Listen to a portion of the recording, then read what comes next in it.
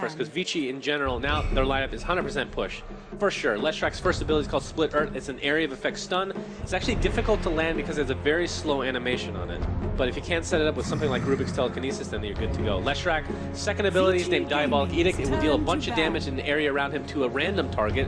And this includes towers. So if you're all alone with a tower, you will deal a ton of damage to towers, which is why he's such a great pusher. The other reason he's such a great pusher is because of Chain. Is it Chain? Lightning Storm. Damn. Almost got that right. But Lightning Storm is an ability you can spam. It deals lightning damage to units that you click on. You click on one unit, it applies it to a bunch in the area. It's actually really good. Yep. And actually has a very small, slow duration. I think it's like half a second or something like that to targets that are hit. And his ulti, basically, anything in the area around him, it's called Pulse Nova, by the way, anything in the area around him, he will deal a ridiculous amount of magic damage to. But probably not going to come too much into effect here, because I'm assuming this is going to be the support Leshrak, meaning he's not going to get a lot of alarm, not a lot of levels, meaning the ultimate is generally just not picked up. His ultimate was actually buffed recently. I think it's worth getting at least 1 point now.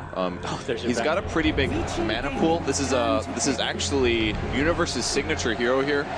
Very, very good at Darkseer. It's we actually don't see it very often, but it allows for a lot of really good early game combos. You can cast Iron Shell on Sand King, for example, and then you can use his third skill, Surge, which makes your allies or yourself run at max movement speed.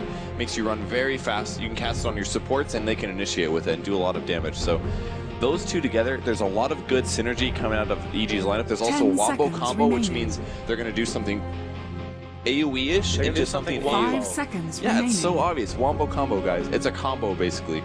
You vacuum heroes into a small area, and after you vacuum them there, they'll use the Sand King Epicenter and Burrow Strike to stun the entire enemy team. So, unless Vici Gaming, we may see Rubik get a lot of no-field levels in the early-ish game, and we'll probably see a mechanism and maybe a pipe as well out of Vici Gaming, maybe similar to what they used against, who was that, DK? Sure. If they get HP on all their heroes and they can survive the combo, at least in the early game, they're going to be in a good spot, because EG's late game is not amazing. It's pretty good right now, but Templar Assassin's going to have to do pretty good and get a lot of items to do well. And all the teams gank Arteezy a lot, and that's going to be his hero, Templar Assassin. This hero does farm pretty well, but he's kind of easy to gank. It's not extremely easy, but it's slightly easy. Maybe not, I guess easy is not the right word. It's just not extremely difficult. It's a little hard, but it's not that hard. So they can abuse it. They don't really have any great counters for Refraction. That's the ability that you just saw for Templar. Says, oh yes! Okay, you guys are going to have to hold your ears this game, because there's going to be a lot of booms. But we'll see if the Centaur pick pays off for Vici. Yeah, this is Suns fans' favorite here in the whole game. And it means that Vici Gaming can gank really well across the map, and that's what they're going to be doing. They're going to do Centaur Blinks with Stampede. He'll stun. They'll follow it up with a Leshrak stun, and that's probably a dead hero no matter what. So the tri-lane should be a Razor Rubik Leshrak. That's pretty scary for Darkseer. The offlane is probably going to be, I'm sorry, it's going to be a safe. Oh, they're going aggressive tri-lane. This is really smart, because Evil Genius's tri-lane is pretty bad, actually. They have a Brewmaster, a Shadow Shaman, and a Sand King. Yeah, that's 2 melee heroes. A lot of tri-lanes, it's not necessarily just the disables you have, it's also the fact that you're a ranged hero, because when you throw a disable, you also get to auto-attack a lot. But if you're a melee hero, you only get to attack about 2 times, maybe 3 times before they run away from you or outside of your range. So all this tri-lane from Evil Geniuses is really not very good, which means there's a good chance that Vici Gaming can get big advantage from this. They'll probably put Centaur in a 1v1 matchup against maybe Darkseer or something like that. Not the greatest I don't matchup, know. though. Maybe it'll just be Nature's Prophet versus Darkseer. I'm not entirely sure, but I don't know. I think this is going to be an aggressive tri-lane. Yeah, it looks like it is. They're running towards the top lane. They're going to go in a tri-lane. They're going to put 3 heroes in the same lane in a place where normally EG isn't there to defend, or at least it's harder for them to defend it. This is the dangerous lane or the hard lane for the Dire side, because this is where the creeps meet, and it's very far to get to the tower. So if they have 3 heroes here, they have to make sure their heroes are stronger, otherwise it's very far away from the tower. You said it's harder for the Dire. It's actually Radiant, right? Higher for the Radiant, yeah. You're harder for the Radiant to go from the creep wave all the way to their tower. The Radiant, which is the Dire team, the Dire team doesn't have to travel very far at all to the creep wave. It's only right here. So this is their safe lane. They're going to put Brewmaster up here. They might sack it, actually. We might just see these 2 heroes roam instead. Centaur actually might be part of this tri-lane now. So this is the Death tri-line. This is really, yeah, this is a really good tri-lane. I am a big fan of burst damage, and if you guys are at home as well, you're going to see a lot of it, because you have Telekinesis, which is essentially a disable that will set up the Leshrak stun, which is Split Earth. into a Centaur stun, which is his Hoof Stomp, which is his first ability. I guess we can go over Centaur's abilities real quick. Sure. First ability is Hoof Stomp. It'll stun targets in an area around him. It's not the most difficult thing to pull up, but you need to be next to somebody to be able to pull it up. Deals decent damage. His second ability is double. Oh, he's going to get his haste. Don't know if they're going to actually be able to get first blood with this one. But either way, his second ability is double edge. You apply this to a single target, and it deals a ton of damage to them, but them and yourself. That's why it's called double edge. Yep. And it actually has a little bit of a splash damage effect too. So the area around the target that you hit will take damage as well. You're going to find die on this Sand King. His third ability is a passive. It will basically return damage. If you attack him, some damage will be done to you as a result. That's probably the simplest way to put it. And his ultimate, which you brought up earlier, is Stampede, globally used to give every single person or every single hero on your team maximum move speed. And if you run through heroes, they get slowed and you get damage dealt to them as well. Give them phase, the phase effect, similar to the phase effect. This mid matchup actually doesn't look very good for RTZ here. The problem with Razor is he's going to sap the damage, and the only way for Templar Assassin to get last hits is actually with his right click. So as soon as the static link runs out, he's going to be able to go back to last hitting, but Super can just pressure it for 20 mana. He can steal damage again. So it's not a good matchup here for Super. Here it comes. The damage sap that's being used, 14 damage. 14 damage being stolen isn't the end of the world, but it's pretty bad for him to have to deal with this. It could hurt his overall last hitting. You were talking about how Arteezy is considered one of the best mids in the game. Up-and-coming player. Well, I shouldn't say up-and-coming player. He's the product. He's 17 years old, for God's sake. Yeah. They always gank him, right? They always put like 2 or 3 people in the lane. He has Refraction. They don't really have an answer for Refraction. Refraction is, it blocks instances of damage. I can't remember how many it is, level 1. But. It's always, I'm sorry, 3 to 6. Okay, and generally speaking, it's really good to have damage over time spells because it'll just tick it off really quick. They don't have anything like that, so they have to actually get rid of that every single time. So at least he won't die. He may not get the best farm. More important. Oh, Mason. Good for him. Gets stunned. Should be fine. Nice shackle from the Shadow Shaman. That was really well done there. So what Vici Gaming's combo is, they're going to lift with the Rubik. They're going to pull it back into a Leshrac stun, and after that 2 seconds, the Centaur will stun. But how EG interrupted that was, as soon as the Centaur was about to stun, Zai was moving forward and he burrow strike the Centaur. So right at the point where the Centaur needed to land a stun, the Sand King interrupted the important hero. And then PPD, just to guarantee the defense, he also shackled the Centaur after that, just to make sure that Mason didn't go down. So this is pretty much all EG can do. They're kind of last hitting with ranged heroes for now. And this is unfortunately as a result of them picking the supports that they did. The ranged supports on Vici let them go aggressive here and outlane their opponents. But Vici Gaming still has such an aggressive Riley that I mean, so aggressive. I think you're correct in the notion that the Sand King, Shadow Shaman aren't the greatest supports to have in this tri-lane. Yeah. And I think in a lot of ways, Brewmaster's is going to try to sacrifice because Shadow Shaman will be close, sure, but Sand King, what he really wants to do is jungle. Because once you hit level 3, he's going to do something now. You can see him stacking the jungle, which basically means, oh, he actually messed it up a bit. But there are 2 stacks now, so not too bad. Actually, he messed up both stacks. That's a little greedy. If he was a bit safer there, he would have been able to stack this to 3 instead of 2, but he tried to do both. If he would have gone both, it would have been really cool, but it's very difficult to do that with a melee hero. The only reason you can do both here is because this camp stacks at 35 or 55 and this one stacks at 53. So you kind of have to attack this one, and you have to stand here and then attack them this way and then go top. It's like the only way, and it's not even always super reliable.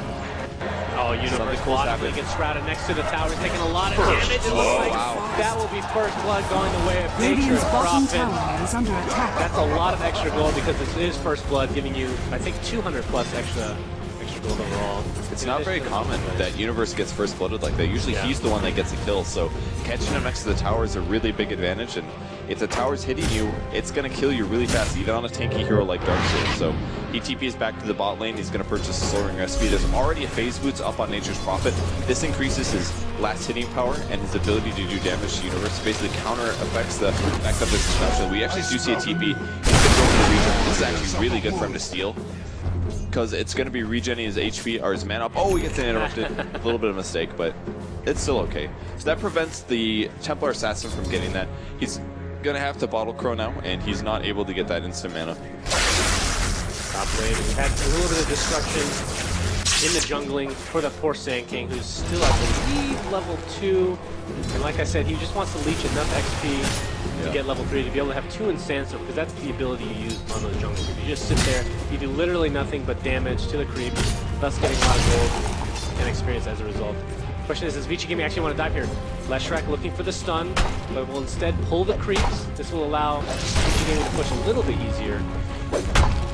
I'm not sure if they can... The courier's actually not upgraded. It's 5 minutes later. EG's having a really bad time, man. The lanes are super counter-picked here. The only matchup that was kind of even was the bot one on EG, or the Darkseer versus Nature's Prophet, but because he got the solo kill there, it gives Nature's Prophet a bit of an edge. But the top lane, RTK is getting way more farm. He's 27-15 versus the 11-0 Panda. On the mid lane, Razor's actually maxing out Static Link. He got 3 levels, and after 3 seconds, TA actually hits for 0 damage. He actually can't get any farm here, and he's got to go to the jungle, and that's what he's ended up doing. He's just going to go here instead because his ability to get farm here is better than nothing. So EG's in a really bad spot. They're actually losing 2 lanes, and because Universe ended up dying on the bot lane, they're losing 3 lanes right now, or at least not breaking super even on the bot lane. Yeah, and they have to share experience to some degree in this jungle as well, because remember, when you get experience, if it's solo experience, meaning with one person, you get a lot more than if it's shared between 2 or 3 or however many you have in the vicinity of yourself. Nature's Prophet in the bot lane, level 7. Looks like he's going for drums. This is the utility Nature's Prophet. You sure it's not an Orchid? Yeah, that's actually true. Probably an Orchid top lane though. Looks like Vici was able to pick up yet another hero, this time Sand King, who just got finished kind of jungling. The unfortunate thing is, like you said, Arteezy on the TA is taking his jungle, so to speak. I mean, this is kind of a big deal, because this is a lot of creeps that Sand King could be getting. This is a lane that's open in mid, and as I say that, Vici just going to group up, like, okay, nobody's in this lane, let's just take it. Let's just take this tower. This is going to be a lot of gold, a lot of... I mean, the mid tower is extremely important. As far as tier 1 tower, this is by far the most important tower to take. This will open up the path for Vici. That's a really, such a bad tower to lose. Fenrir here puts 2 points in Diabolic Edict. This is a spell that does composite damage, so it actually does work on towers, and it helps them take towers that there's no creeps nearby. So Vici Gaming now sitting, they're hoping to see if Arteezy comes forward, because it'd be a super easy kill, but since he does have an Observer Ward here, it's not going to work out. They also placed a Sentry Ward on this large camp, so this won't stack. They're just preventing EG from being able to accelerate ahead here. They're killing this lane, they're warding the jungle, they're taking control of their jungle, and now they're going to power mid lane. It's a hard game. Centaur has his ultimate, so if this gank ends up actually happening between Rubik and Leshrac at the top lane, they'll get max movement speed, great initiation possibilities, and see if they end up going for it. Actually, EG, they want to be on the aggressive. There comes the stun. Centaur, there's another stun. It's actually going to kill him before anybody else gets here. And Rubik and Leshrac actually better be kind of careful. Burst damage applies to Rubik. This is actually terrible timing for Vici. They're going to be able to pick up 2. Big turnaround. If they were just a little, if it took like 5 more seconds to go, Vici, or if EG took 5 more seconds to go, they actually would have lost a couple of here at the very least. Even Universe is going to help finish off the Leshrac. That is 3 kills just like that. EG is back in the game. 3 for nothing there. Yeah, they need probably 1 or 2 more fights like that before they catch up, because they're actually really far behind. It's still about 3,000 to 4,000 gold difference.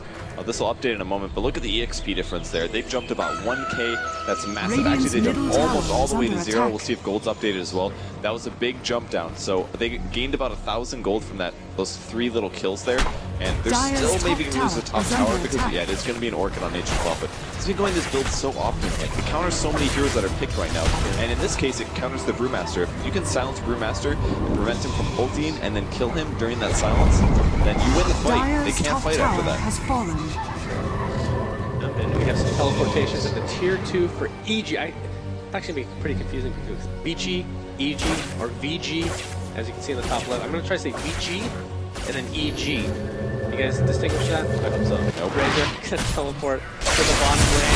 Centaur is going to stomp Arteezy. There's a double edge boom. It's actually enough damage. They didn't have another stun to go with it, but it didn't matter. The burst damage is strong with Centaur. It actually really helped to have Nature's Prophet there hitting, because he hits quite hard right now. He's got okay attack speed from the 2 Oblivion staffs. And even this what are they surging for? Dire's bottom tower actually getting probably initiated on so being able to use just having another person to break the shield definitely made the difference in Templar Assassin living and dying. And this tier 1 now fall. Dire's we talked about the pushing potential from Vici. They have a lot of burst damage, they have a lot of push. This is going to be really hard to stop for EG. I mean, you need Blink Daggers left, right, and center, especially for Brewmaster and the Sand King. Brewmaster's about 400 away. Actually, Sand King really close, surprisingly. The problem is he's not even level 6 yet. That's really odd. Don't see that very often. This is a 3 tier 2, though. just having Blink up with Burrow Strike still makes you very strong. The Epicenter is obviously the bigger component, but being able to position these perfectly to stun 3 heroes that happen to be in a line like this, like if let's say for example they're pushing up on this tower, if your heroes are sitting like this, and this, and you're standing over here on Sand, the only way to get this is to be here and then Burrow Strike this way, and Blink allows you to do that. And if you can't catch 3 heroes with it, that's a lot of, it's like ravaging basically. You're using a regular skill to do a ravage and hit many heroes instead, so it makes your abilities go a bit farther and makes you really useful. Although another good thing for EG that they have is that they almost have a Blink Dagger on Brewmaster as well. Despite the really hard early lane, they're going to have the Blink Dagger up on him, and then they can start getting kills every time that cooldown's up. They'll probably go on Leshrac, Rubik, heroes like that. They have to worry about the Stampede from Centaur, which is global and makes his allies run super fast. But if they can start getting kills with those Blink Daggers, they can definitely come back in this game. Keep in mind, of course, Centaur has a Blink Dagger.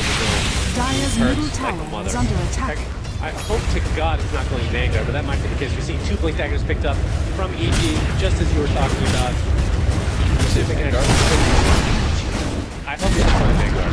Dire's middle tower They're pinging high ground. They want to go. Ooh, okay. Universe wants to defend this. Sentry place, so no invisibility for you, Sand King, with that channeling sandstorm of yours.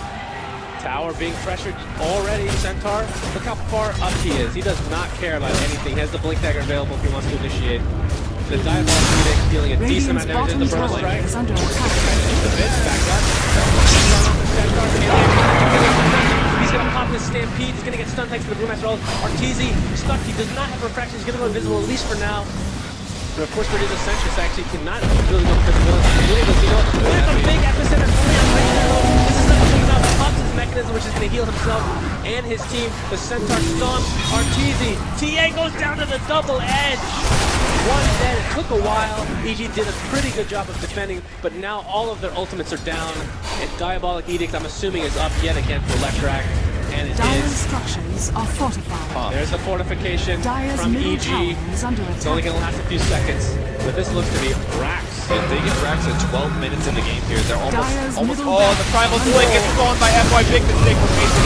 He had to catch that spell. If FY's out of mana, he won't be able to get it off. Maybe if he gets killed, this is going to be okay-ish, but they need all RTK 10 HP as well. They're going to survive. BBD goes down. Maybe the Rax as well. FY, will he be able to get it off? It's gonna go. There you go. Primal Split coming out. No, man, EG is in so much trouble. Universe drops. They might just win here. I'm not sure. Game 1, they can't lose their Rax this early. There's almost no way to come back from that. It's just so much gold and a disadvantage. All the creeps that spawn for Vici Gaming in the mid lane are going to be so much stronger here. And Arteezy's still trying to build a Midas, like finishing a Midas when you lose a Rax, like. Oh boy, that's the all-star match all over again. Yeah. So full Rax in mid. This means both the range and the melee creeps in that lane will be upgraded for Vici for the rest of the game. Going to constantly push, and that steal. So what we were talking about, that's the reason that was such a big deal. Obviously, Brewmaster ult, as you guys would imagine, is a major ultimate. And when he comes out of it, he needs to cast another spell. Otherwise, Rubik can just steal it, because he takes the last spell that's used. And the problem is, I mean, with Brewmaster, it's not that difficult to steal, really, because when he's in his ultimate form, he comes back, he has to use Thunderclap, which sometimes you don't have enough mana, sometimes nobody's in range, so you have to just waste it. Sometimes it's just not something you think about.